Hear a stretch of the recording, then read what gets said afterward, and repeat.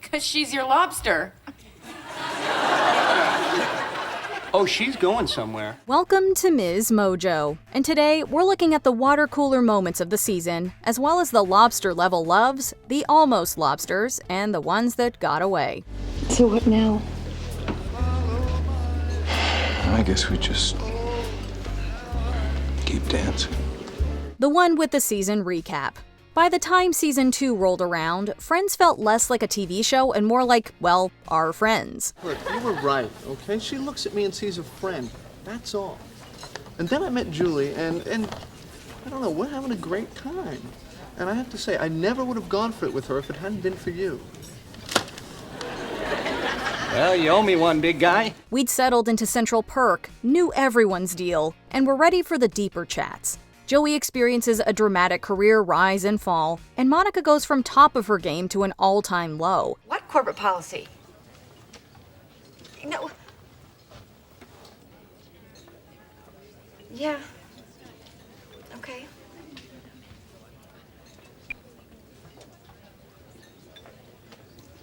I just got fired. Phoebe's family tree is suddenly sprouting new branches. She meets her half-brother, almost meets her dad, and even goes through a divorce. The gang even broaches the subject of money in ways most people would rather avoid. We don't have as much money as you.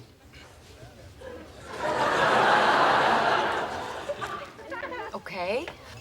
I hear you.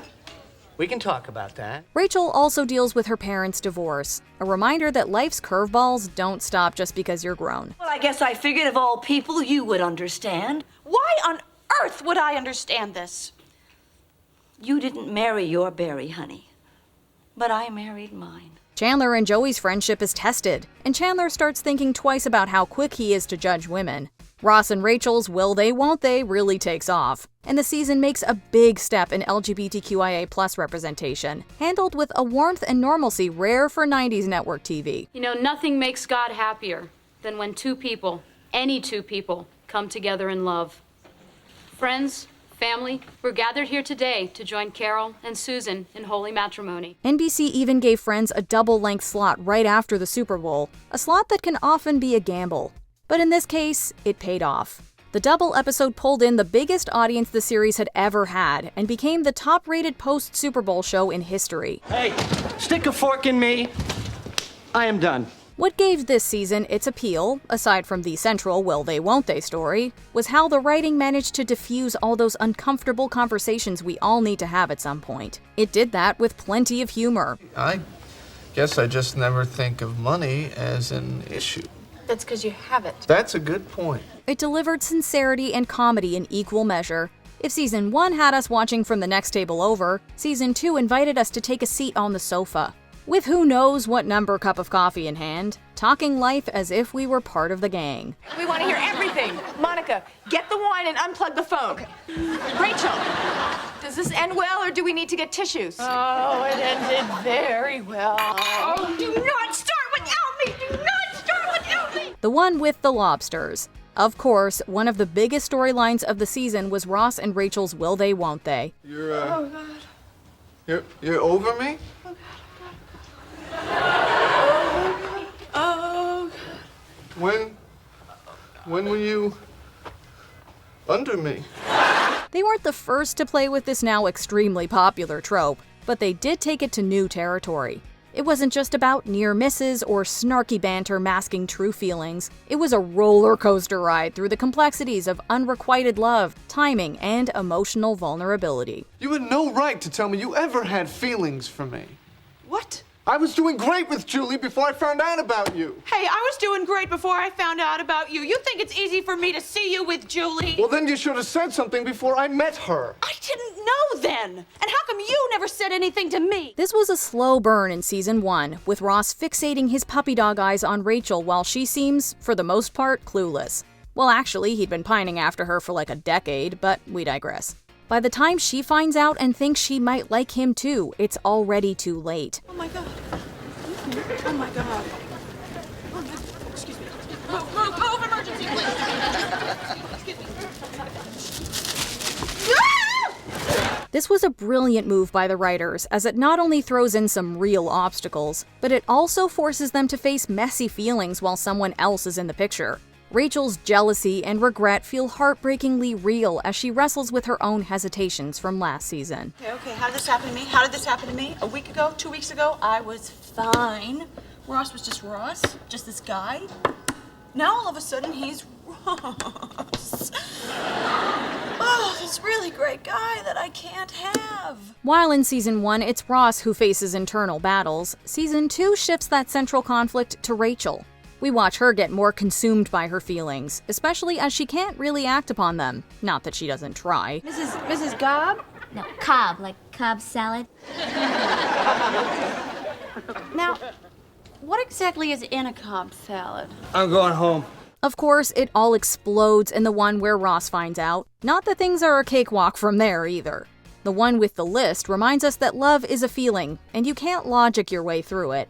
Yes, Ross was conflicted, but if he'd just listened to his own heart, he might have broken fewer others in the process. Imagine the worst things you think about yourself.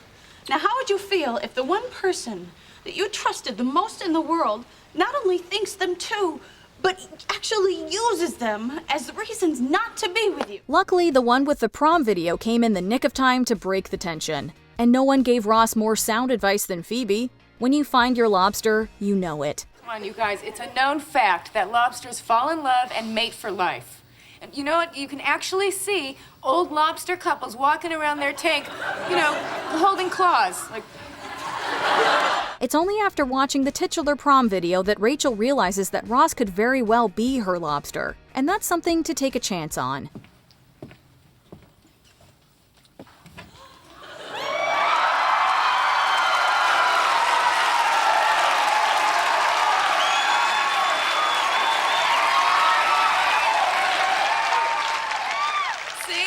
He's her lobster. Although we're told more than once that Ross is allergic to lobster, make of that what you will. You're allergic to lobster and peanuts and... Oh my God. But did you know that Phoebe could have been talking about a completely different pairing had the writers stuck with Plan A? They initially envisioned Joey and Monica as the central romantic couple, but after casting the roles, the chemistry just wasn't right. Sorry, I just thought you liked me.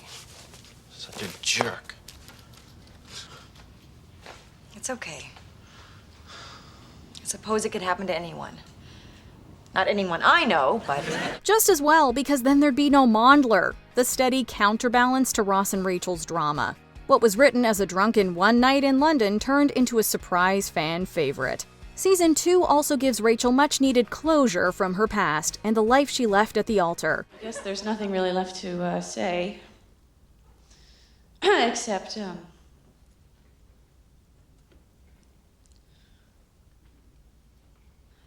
her name was Lola.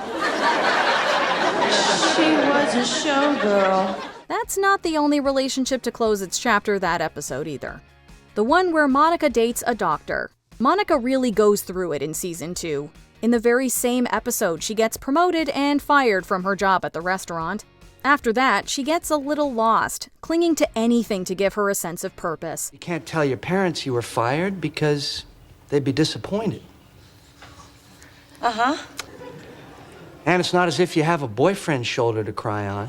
But when one door closes, another opens. If she hadn't been fired, she never would have had time to cater a party for a certain ophthalmologist. Sure, the age gap and the fact that he's her parents' friend gets played for laughs, but Richard's maturity and stability give Monica a kind of security she hadn't found before. This is the best relationship I've been in. Please, a relationship? Yes, a relationship.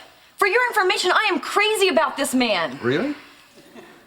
Yes. They connect emotionally and intellectually, especially in their more low-key moments. They're an unexpectedly perfect match. Sadly, the true emotional weight of their relationship comes out when they face their future. Do you see a little bassinet in the corner?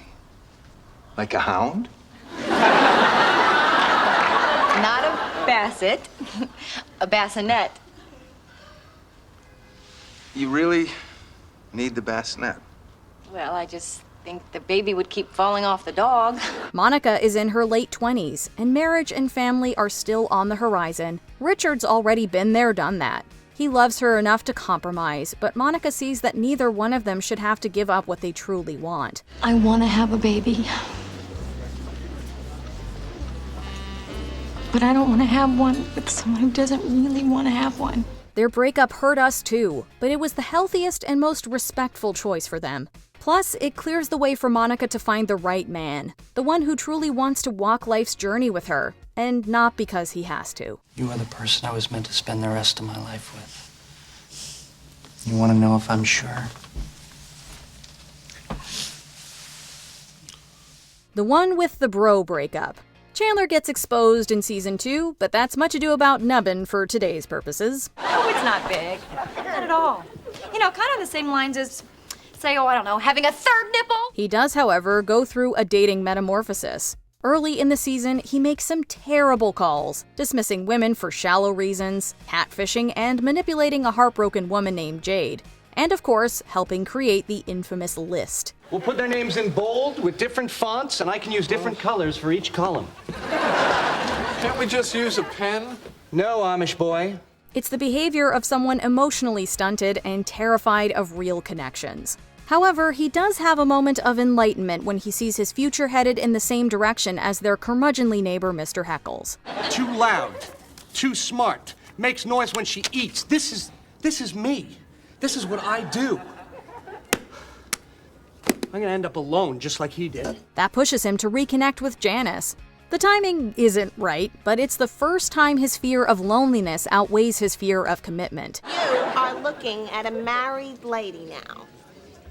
Oh, yeah. Congratulations. Oh, sweetie, I'm sorry. You couldn't have told me about this over the phone? And what? Miss the expression on your face? Oh no, Janice likes to have her fun. The real turning point, however, is in the season finale, where Chandler tries online dating. By removing the pressure and awkwardness of face-to-face interactions, he's able to lower his guard and access the sincere, vulnerable side of himself that he typically buries beneath jokes. She said, cut it out, get real. And I did. Wow. What's that like? Just like this. Me. No jokes. His mystery match turns out to be far from a stranger. It's a real oh my god moment. Or should we say... Oh my God. Still, none of his relationships face more ups and downs this season than the one with his roommate. Well, this one's for you. No, I can't. No, listen, I know how much this means to you, and I also know that this is about more than just jewelry. It's about you and me and the fact that we're best buds. Thanks to his Days of Our Lives success, Joey becomes financially independent and moves out. Sure, that's a completely rational move for personal growth, but it's a huge blow to Chandler, who's been his support in countless ways. Okay, I can afford to live here by myself. You know, I may have to bring in somebody once a week to lick the silverware. What are you getting so bent out of shape for, huh? It's not like we agreed to live together forever. We're not Bert and Ernie. He realizes he needs Joey almost as much as Joey needed him. While Julie is Ross and Rachel's obstacle, for this bromance, that's Eddie. Whose eggs do you like better, his or mine, huh? Well, I like both eggs equally. Oh, come on. Nobody likes two different kinds of eggs equally. You like one better than the other, and I want to know which. Well, what's the difference? Your eggs aren't here anymore, are they? You took your eggs and you left. Still, even at his most unhinged, Eddie can't break up these platonic lobsters. Just like their Barca-loungers, they're at their best when paired. Do we dare? We dare. The one where Phoebe gets some romantic storylines. For Phoebe, season 2 is more of an exploration of her identity and history. She didn't want you to know your real father because it hurt her so much when he left, and I didn't want to go along with it, but, well, then she died, and it was harder to argue with her. Not impossible, but harder. We learn about her past through the reveal of her marriage and her search for her father, which unexpectedly leads to a half-brother. One of her most moving moments is when she sits outside her father's house in her cab, not frozen by fear, but by the weight of what finally meeting him could mean. Luckily, she has her chosen family to hold her hand through it. I've already lost a fake dad this week, and I don't think I'm ready to lose a real one. Phoebes, that's okay. You took a big step today. Yeah? Yeah. And someday, when you're ready, you'll make it past the hedges. Romantically, we see a rare flicker of insecurity from the usually self-assured Phoebe when she worries she's not attractive to her boyfriend. So, I figured it out. What? Why Scott doesn't want to sleep with me? It's because I'm not sexy enough.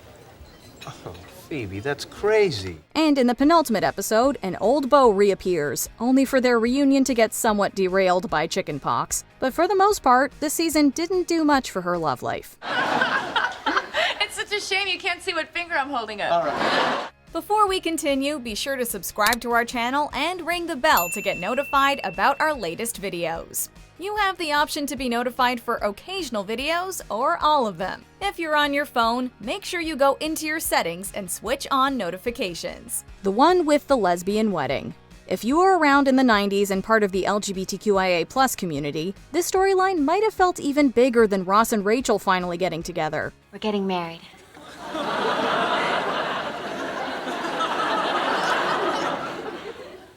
As in, I now pronounce you wife and wife, Mary? About a month earlier, Roseanne had made sitcom history by reportedly featuring the first same-sex marriage for a supporting character. And now Friends was hot on their heels doing the same.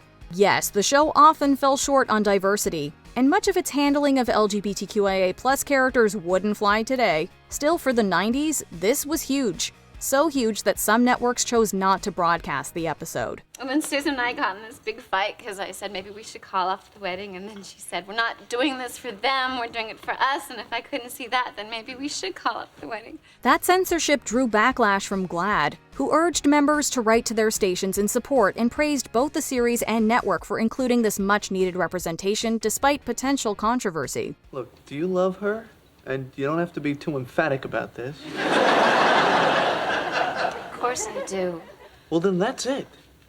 And if George and Adelaide can't accept that, then the hell with them. NBC prepared for an avalanche of angry calls and letters. How many did they actually get, according to showrunner Marta Kaufman? 4. Not 4,000, just 4. Did you look at them? Yeah, can't help but. It seemed like the outraged masses were just a handful of people yelling really loud. And with 31.6 million viewers making it the highest-rated show of the week, it's safe to say audiences were more than ready for greater diversity and representation on their screens. You did a good thing today. Yeah. You want to dance? No, that's fine. Come on.